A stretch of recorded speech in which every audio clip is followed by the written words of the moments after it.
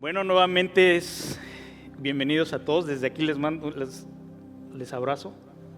No alcanzo, pero les abrazo. Perdón, déjenme. Los antihistamínicos me secan la boca. Época de alergias. Pero bueno, para mí siempre es época de alergias. Hoy vamos a continuar y ustedes saben que hemos estado en toda esta serie en Romanos capítulo 8. Solamente el capítulo 8 de Romanos tiene una riqueza impresionante, ¿no? Hay quienes dicen que es el evangelio resumido o condensado. Entonces vamos a continuar con Romanos capítulo 8, vamos a estar viendo el versículo 31 y 32.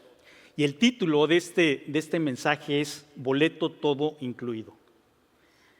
Y bueno, esta es una de las verdades fundamentales que vamos a ver que es súper necesaria para vivir una vida cristiana que nos permita vivir en libertad, que nos permita vivir sin condenación y con nuestra salvación segura. Ok, vamos a estar hablando de eso y déjenme iniciar con una historia que yo creo que a todos nos puede ayudar a aprender algo más. Siempre la historia y lo que han vivido otros nos ayuda siempre, testimonios de otros. Pero déjenme les digo, el 11 de marzo de 1898, un pastor evangelista muy joven, Peter Dineka, salió y partió de su ciudad natal en Rusia y se fue a Nueva Escocia. Para él era como viajar casi de un lado al otro del mundo. Este joven iba a Nueva Escocia porque quería cambiar su futuro y su familia estaba apoyándolo. Sin embargo, aunque Dios lo iba a usar más adelante, en este momento Dios le dio una gran enseñanza y una gran lección en este viaje, ¿no? Y esperamos, como les dije, que también nos sirva a cada uno de nosotros. Él salió y su familia había ahorrado mucho por muchos meses para comprarle el boleto de barco en el cual iba a zarpar hacia Nueva Escocia. Y este boleto era caro, ahorraron mucho. Su mamá incluso, preparó comida. Y ¿saben cuál era su comida? Era pan negro y ajo. Entonces le puso sus maletas de pan negro y ajo. Ahora,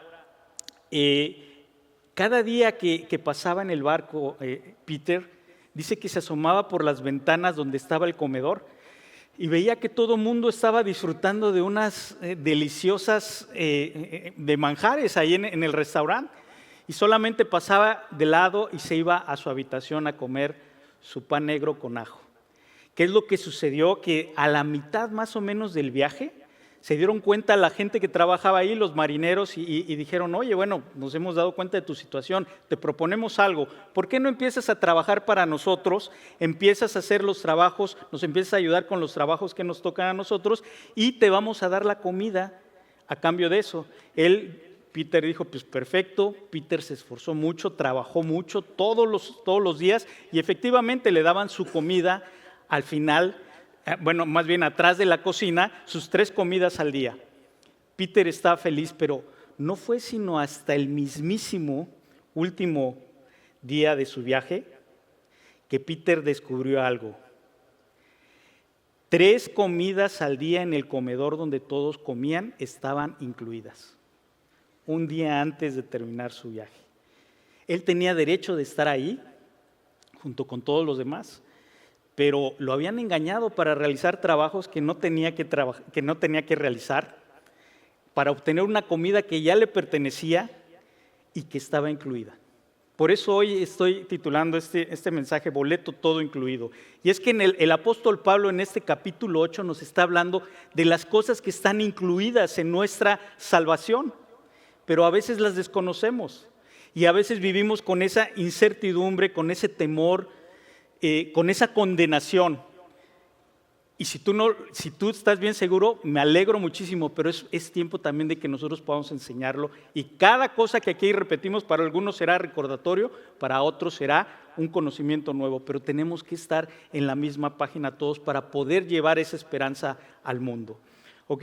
Recordando, nuestra salvación es ese boleto al cielo.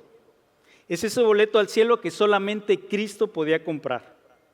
Para nosotros es gratis, pero costó muchísimo la muerte de nuestro Señor Jesucristo. Y el creyente no tiene ni puede ganarse el acceso al comedor de la infinita gracia exuberante de nuestro Señor mediante sus obras. Nadie puede ganarse esa gracia mediante sus obras o mediante nuestras obras. Por eso en Efesios 2:8 dice, porque por gracia fuimos salvos.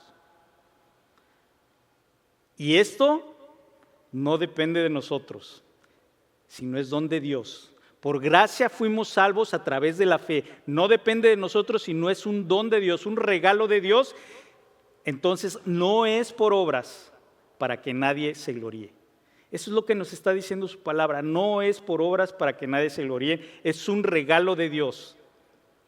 Ahora vamos a ir viendo. La seguridad del creyente en esta salvación integral es el tema central en estos últimos versículos del capítulo 8 donde Pablo nos está hablando.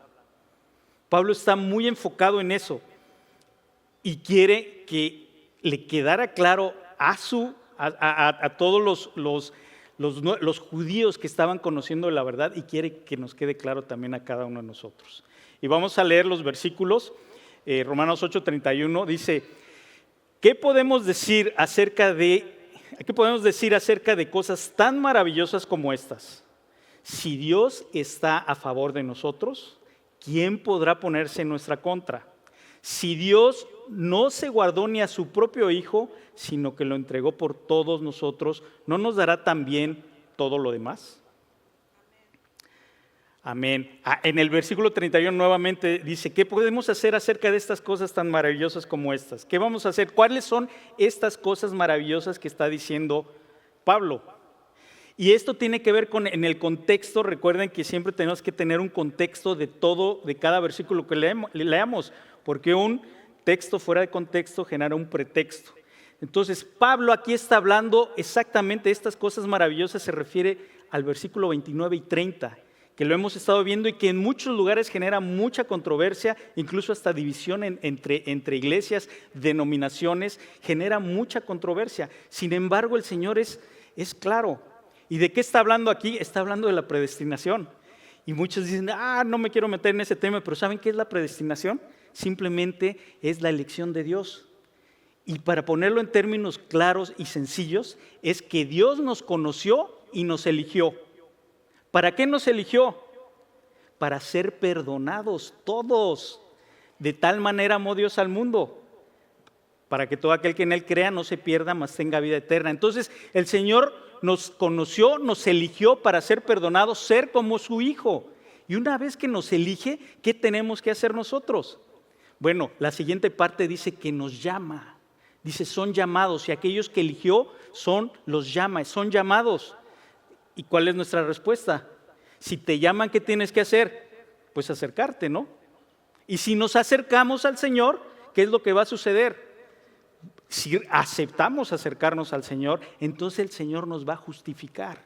Y es lo que está hablando. Habla de esas maravillosas cosas, es la justificación, está el llamamiento, está el acercarnos a Él.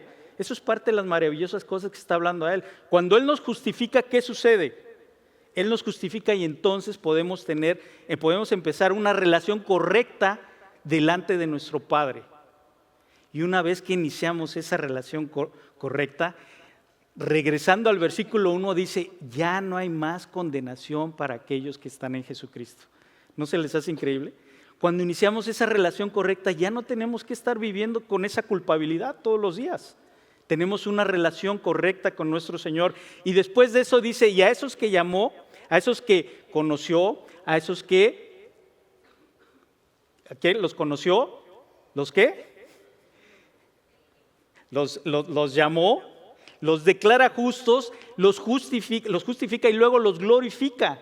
¿Qué quiere decir que los glorifica? Que desde ahora esa glorificación ya está incluida desde ahorita, porque podemos tener esa relación con el Padre, pero esa glorificación no se acaba aquí, nos está hablando también de un futuro. Y ese futuro, ustedes se acuerdan que lo hemos visto en los versos anteriores, que incluso vamos a tener cuerpos glorificados, donde ya no nos va a doler nada, donde nos vamos a levantar en las mañanas y vamos a poder apoyar los pies sin dolor. ¿no? Y no nos vamos a enfermar, no va a haber más muerte, más llanto. Esa es parte de la glorificación. Y además el Señor en esta glorificación nos saca de la desesperanza a la esperanza. Nos saca de las tinieblas a su luz admirable. Entonces, esas son las cosas maravillosas que aquí Pablo nos está diciendo. Esa es la elección de Dios. No tenemos que complicarnos más. Dios nos conoció y nos eligió y nos ha dado todas esas cosas maravillosas. Ahora, nuevamente, ¿qué podemos decir acerca de estas cosas tan maravillosas? Y la pregunta, lo vamos a ver en 3 afirmaciones que dice Pablo.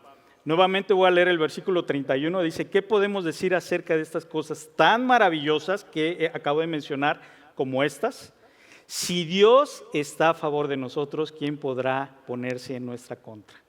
Esa es la respuesta. Y ahora, la primera afirmación que podemos ver es que nadie, la salvación del creyente no puede ser destruida por nada ni por nadie. ¿Ok? Porque tendría alguien que ser mayor a Dios para poder quitarnos esa salvación, para poder destruir esa salvación. Y aquí esta es una pregunta retórica y dice, si Dios está a favor de nosotros, ¿no? ¿Quién podrá ponerse en nuestra contra? Podríamos quitarle el sí y quitarle la pregunta retórica y decir, porque Dios está con nosotros. Ya que Dios está con nosotros, nada se va a poner en nuestra contra. Entonces, Pablo aquí le está gritando a todos y al mundo, ¿quién entonces podrá quitarnos nuestra salvación? Pablo le grita, ¿hay alguien más fuerte que Dios? No hay nadie más fuerte que Dios. Nadie nos puede quitar esa salvación porque Dios está con nosotros. Ahora, ¿por qué Pablo estaba diciendo eso en este momento y nos está diciendo hoy a nosotros? Porque en esa época también a todos los judíos que estaban conociendo de Cristo y que estaban conociendo la verdad y que habían sido testigos de lo que había sucedido y del sacrificio de Cristo, habían judíos que estaban tratando de judaizarlos, o sea, de regresarlos a la ley, y le estaban diciendo que no era suficiente el sacrificio de Cristo, que ellos tenían que seguir la ley mosaica y tenían que seguir todos los ritos y tradiciones de la ley mosaica, incluida la circuncisión. Entonces aquí Pablo estaba dándoles esta información para decirles, tengan cuidado, ¿ok? ¿Saben qué? Y además la cosa no es diferente hoy en día.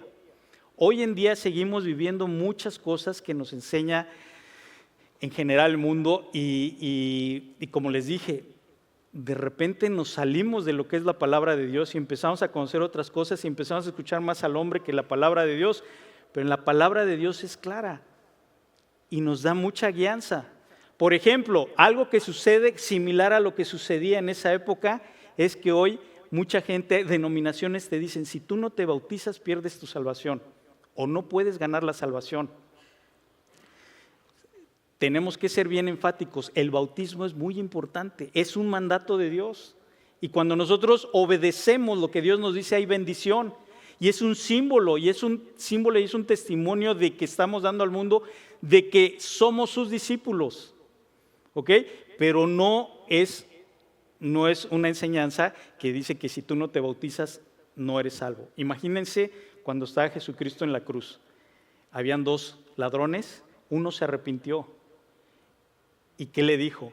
Te aseguro que vas a estar conmigo hoy en el paraíso. No le dijo, oye, ¿te bautizaste? Si no te bautizaste tienes que bajarte, bautizarte y entonces podrás estar conmigo en el paraíso. Lo más importante es nuestra relación con Dios. Reconocer a Cristo como Él es el único que nos va a dar la salvación.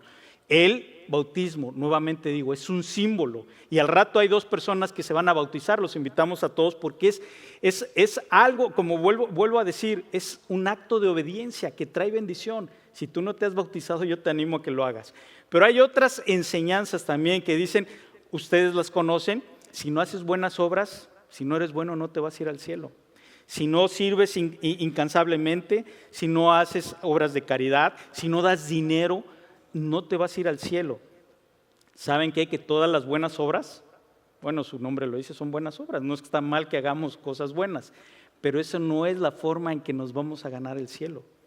Las obras son la consecuencia de que ahora tenemos una nueva identidad en Cristo. porque ahora dice que somos nueva criatura, ¿sí? Y también dice que somos hechura suya en Cristo Jesús. ¿Para qué? Para ejercitarnos en esas buenas obras. O sea, es consecuencia de que yo decidí creer en Cristo y ahora en amor y en agradecimiento yo hago buenas obras, y porque esa es mi identidad, porque quiero ser como Cristo. Entonces, nuevamente, esas buenas obras demuestran que somos salvos. Por eso Cristo decía, por sus frutos los van a conocer. Y no solamente es por cosas que se ven, sino en nuestro carácter. Los frutos del Espíritu. El fruto del Espíritu: amor, gozo, paz, paciencia, gozo, templanza, benignidad, fe, dominio propio.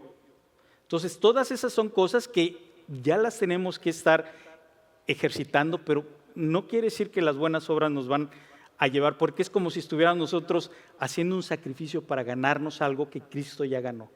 Estuviéramos menospreciando el sacrificio de Cristo. Hay otras denominaciones que enseñan que también que tú puedes perder tu salvación si cometes un pecado mortal. En realidad, en la Biblia dice que todos los pecados son mortales. No hay pecado pequeño y grande. Todos los pecados son mortales. La diferencia con cada pecado va a ser las consecuencias que vivamos cada uno aquí en la tierra. Pero por eso en la palabra dice, por cuanto todos pecaron, todos están destituidos de la gloria de Dios. Y dice que la paga del pecado es muerte. Es la razón por la que Cristo vino, a pagar por cada uno de nuestros pecados. Entonces, esas son cosas que tenemos que estar siempre bien apercibidos, de que van a seguir saliendo muchas cosas, que van a hacer o desviarnos para que nosotros realmente no le demos la gloria a Cristo por lo que Él hizo en su sacrificio. Y pensemos que haciendo algunas otras cosas podemos ser salvos, o bien podamos perder ese regalo que Dios nos da de la salvación. Ahora, no existe respaldo alguno en las Escrituras, en ninguna parte, que otorgue a la iglesia o al individuo el derecho de arrebatarle o otorgarle la salvación a alguien. No existe eso. Cuando sucede eso es que la gente está tomando el lugar de Dios. Y eso no es algo que puede ser. Debido a que Dios está con nosotros, Cristo dijo en Juan 10, 27 al 29, y ese sí lo podemos leer todos en la pantalla, dice: mis ovejas escuchan mi voz, yo las conozco y ellas me siguen, les doy vida eterna y nunca perecerán, nadie puede quitármelas, porque mi Padre me las ha dado, y Él es más poderoso que todos. Nadie puede quitarlas de la mano de mi Padre. En otras palabras, para que alguien pueda arrebatar esa salvación, tendría que ser superior a Dios. Y si Dios está con nosotros, ¿quién contra nosotros? ¿Ok? Entonces, la salvación nadie nos la puede arrebatar. Ahora, hay quienes sugieren una segunda causa para perder la salvación. Y es el punto número 2, les dije que eran 3 afirmaciones. Dice que el propio cristiano puede elegir ese regalo y entregar su salvación. O sea, es como si digamos que en Navidad te dan un regalo, te dan un suéter, y de repente tú decides que no te gustó y lo vas a cambiar, porque no te gustó. Bueno, y si fue Navidad puede ser que a lo mejor ya no te quedó, o ya no nos quedó, ¿no? Después de tanta comida.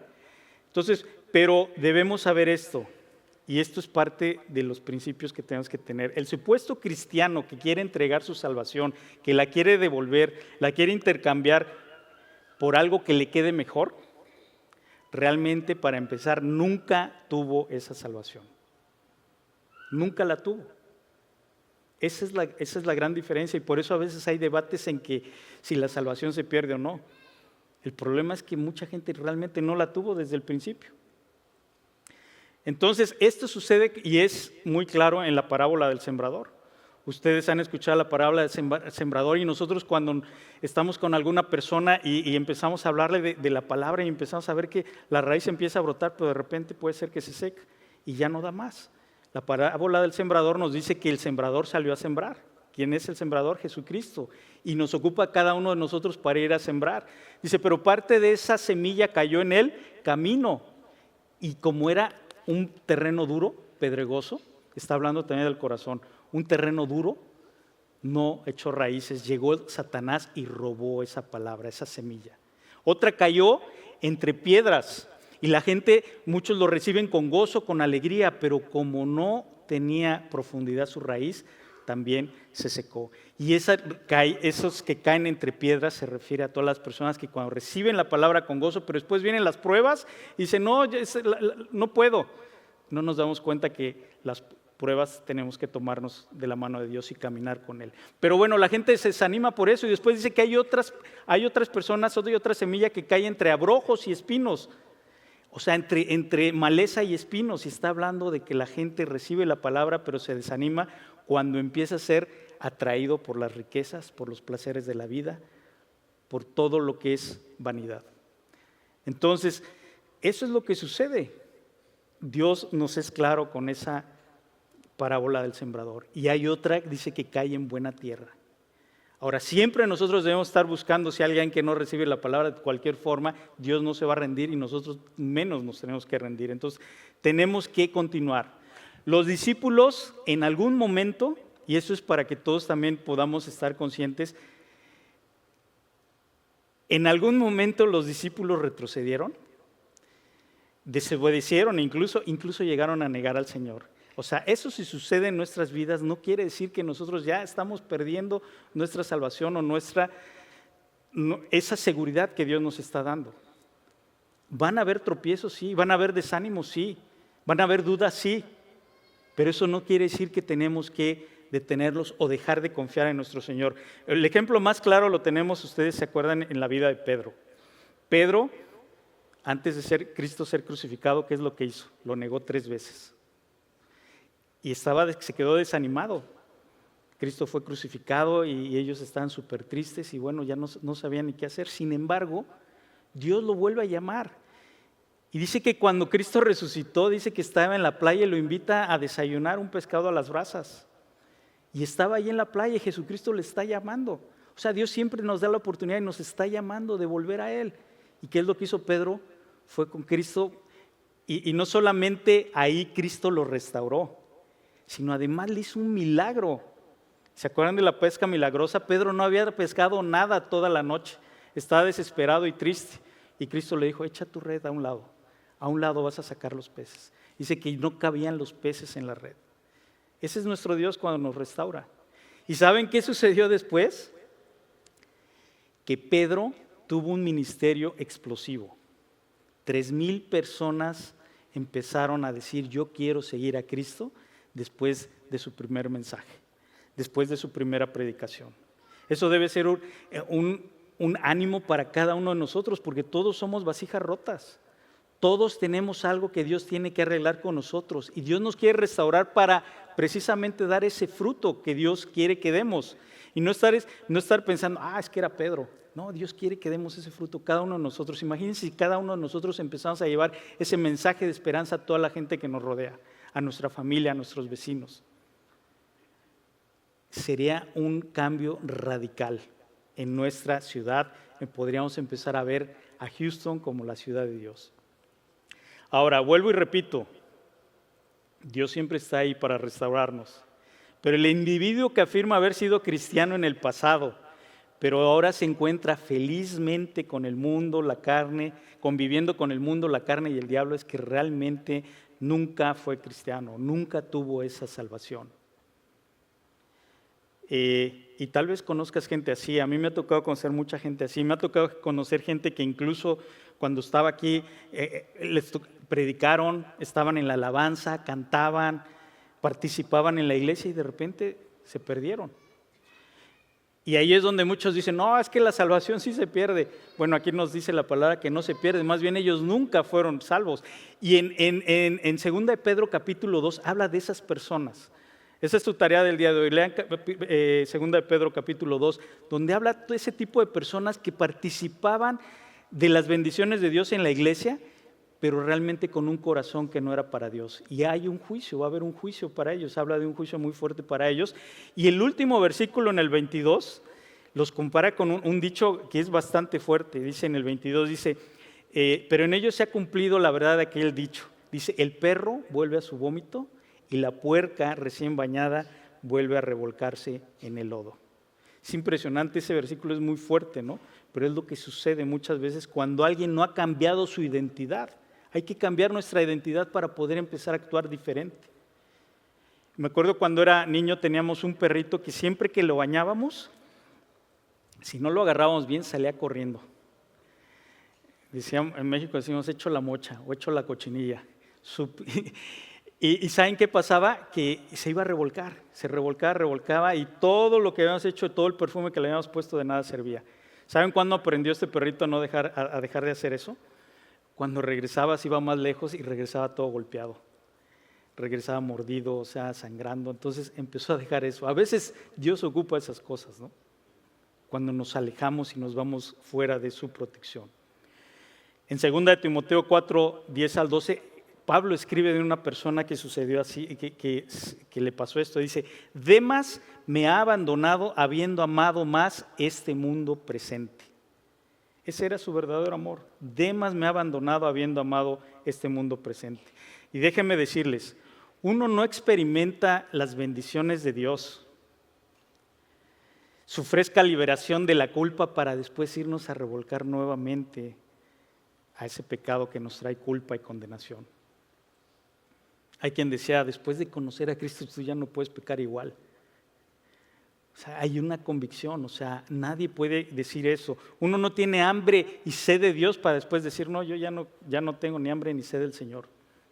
He perdido el apetito por completo, cuando en su palabra podemos encontrar esa palabra que es viva, que nos llena, nos edifica, nos da confianza, nos da esperanza, nos consuela. Nadie puede decir, no, yo ya no quiero eso. Uno no puede decir después de ver milagros, su provisión del Señor, decir, no, yo ya no quiero saber nada de eso. Nadie va a la luz de la palabra para después querer ir a la oscuridad del mundo. Nadie escucha los consejos de Dios para después ir a escuchar los consejos del mundo, que son para destrucción. O que te quieres ir lejos, tal como le pasó a ese perrito, a mi perrito que les decía que regresaba todo golpeado. Dios nos da su palabra como su protección y nuestra garantía de esa salvación y de esas bendiciones que podemos tener hoy en día. Y esas bendiciones, por supuesto, hay muchas promesas que en el futuro se van a multiplicar cuando dice, y lo decía aquí, que cuando seamos glorificados. ¿Cuándo vamos a ser glorificados? Cuando Cristo venga y establezca aquí su reino y cuando estemos con Él. Y todos anhelamos eso. Si vemos las noticias, la cosa está fea, ¿no? Todo está de cabeza, pero esa es parte de nuestra esperanza. Uno no camina con Él, confía en Él, dependemos de Él y recibimos de Él para luego decir, realmente nunca lo necesité. ¿Podría ser eso? No puede ser. Entonces por eso tenemos que tener esa convicción. Y este es precisamente el individuo que Juan tenía en mente cuando escribió en 1 Juan 2:19. Dice, salieron de nosotros, pero no eran de nosotros. Porque si hubiesen sido de nosotros, habrían permanecido con nosotros. Pero salieron para que se manifestase que no todos son de nosotros. Entonces, así pues, el verdadero creyente nos dice en su palabra que no puede salir de esa verdad.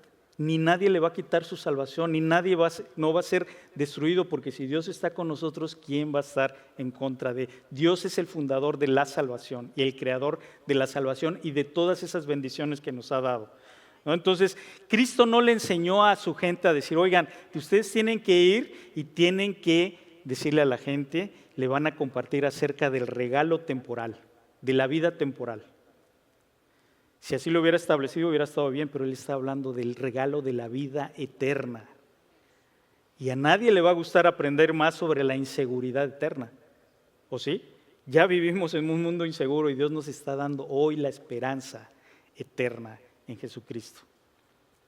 Ahora, el punto 3 es que Dios diseñó cada detalle. Dios planeó tu redención desde la eternidad pasada.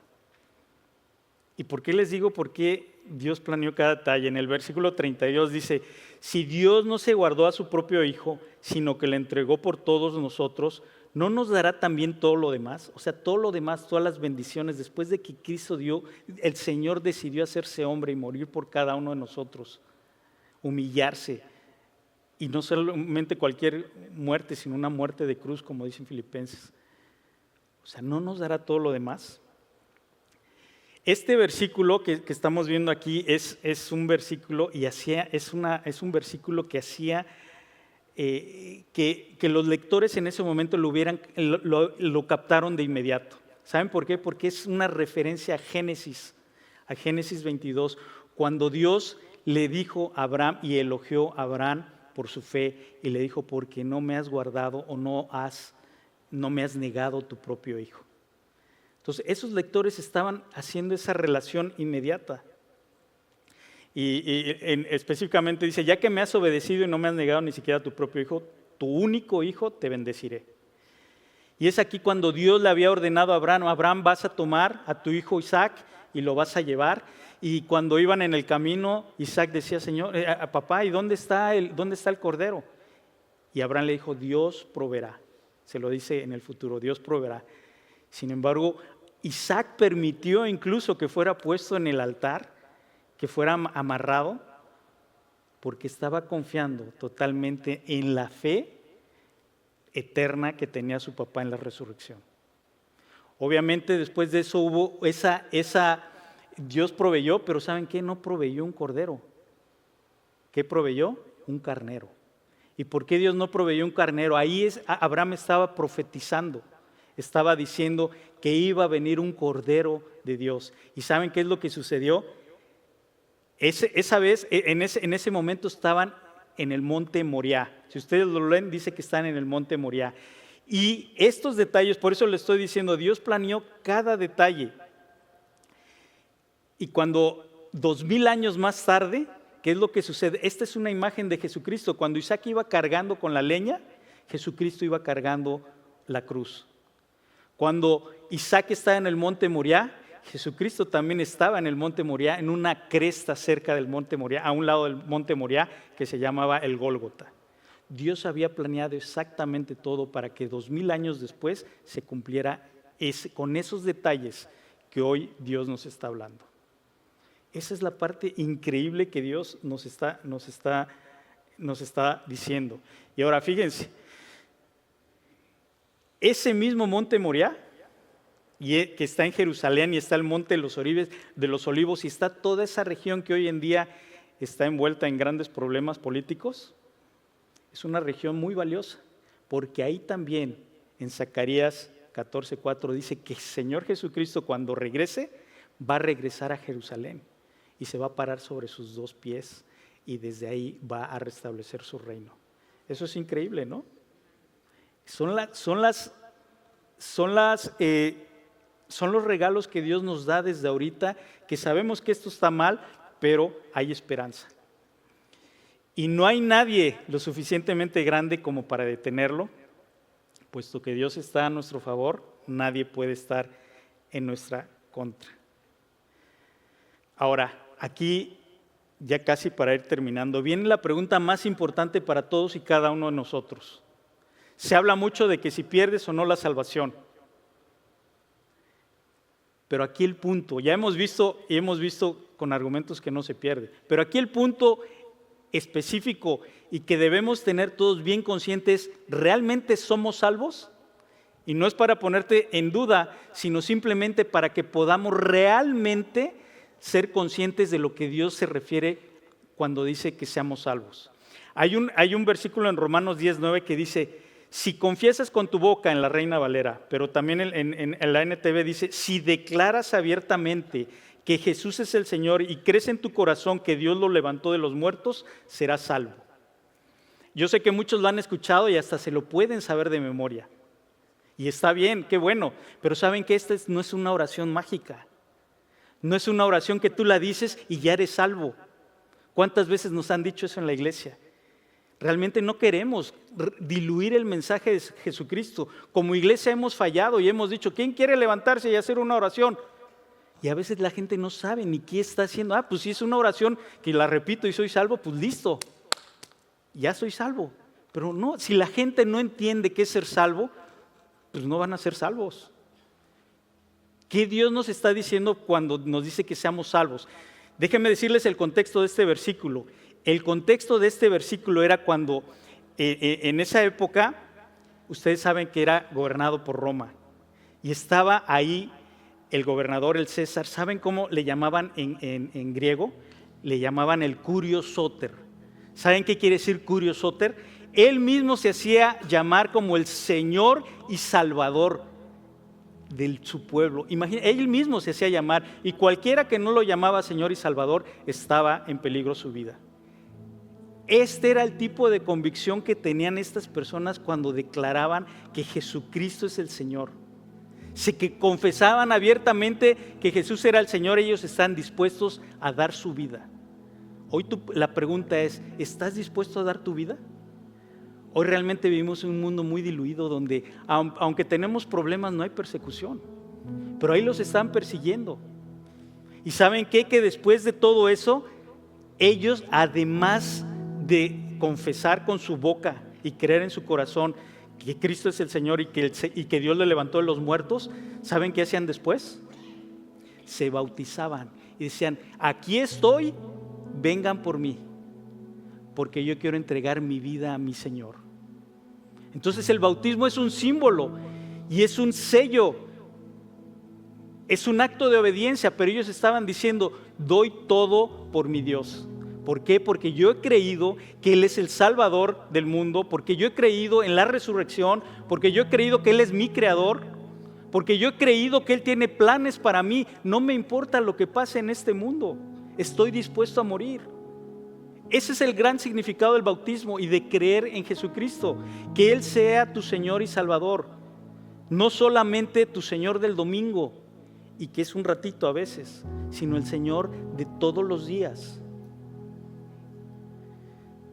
La pregunta es, ¿has recibido a Cristo y está en tu corazón esa convicción de que quiero ser su discípulo? Ahí viene la otra gran verdad, y ya con esto casi voy terminando. Jesucristo dijo, si alguno quiere ser mi discípulo, tome su cruz. ¿Qué quiere decir eso? Que a pesar de que Él fue avergonzado, que fue maltratado y que fue humillado y muerto, Él te está diciendo, toma tu cruz. Si tú estás dispuesto a ser maltratado, humillado, avergonzado o rechazado, puedes ser mi discípulo. Pero no solamente dijo eso, toma tu cruz. Luego, ¿qué dijo? Niégate a ti mismo, tu ego, ya no vives tú, mas Cristo vive en ti. Tenemos que morir a nosotros mismos, estamos llenos de egoísmo todos los días.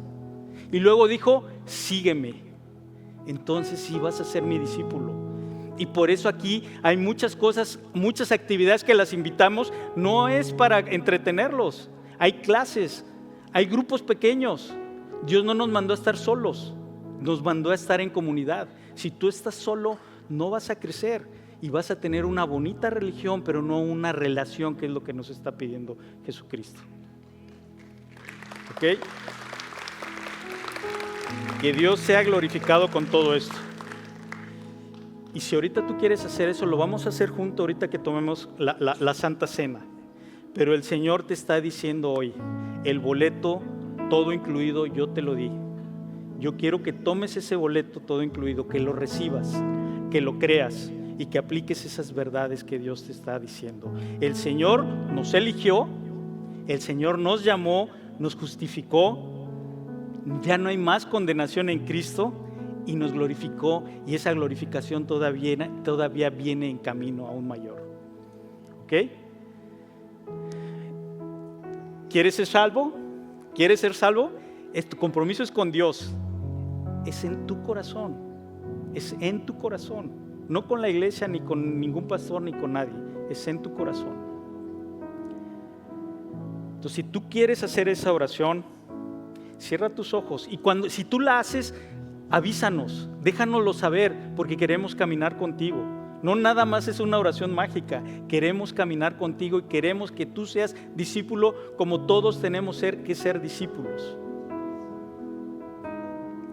Vamos a orar, y si tú la quieres hacer, es tú y el Señor. Si en algún momento tú lo quieres indicar, ¿dónde está estaba pensando que levantes tu mano, pero no es necesario. Simplemente háznoslo saber. A la gente que ves aquí, queremos caminar contigo. Señor, te damos gracias por esta mañana. Señor, te damos gracias porque tú eres nuestro Padre. Gracias, Señor, porque tú tienes un plan eterno para nosotros. Señor, queremos realmente ser tus discípulos, Señor. No solamente queremos decir que somos cristianos, no solamente queremos decir que vamos a la iglesia, sino realmente queremos tomar nuestra cruz, negarnos a nosotros mismos y seguirte. Señor, ayúdanos. Y si hay alguien aquí que le quiere decir hoy al Señor, Señor, confieso abiertamente que tú eres mi Señor. Y creo en mi corazón que Jesucristo murió por mí y tú le levantaste de los muertos.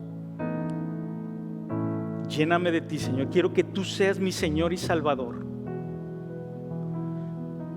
No quiero cambiar, Señor. No quiero que mi vida vuelva a ser igual, Señor. Quiero ser tu discípulo, Señor.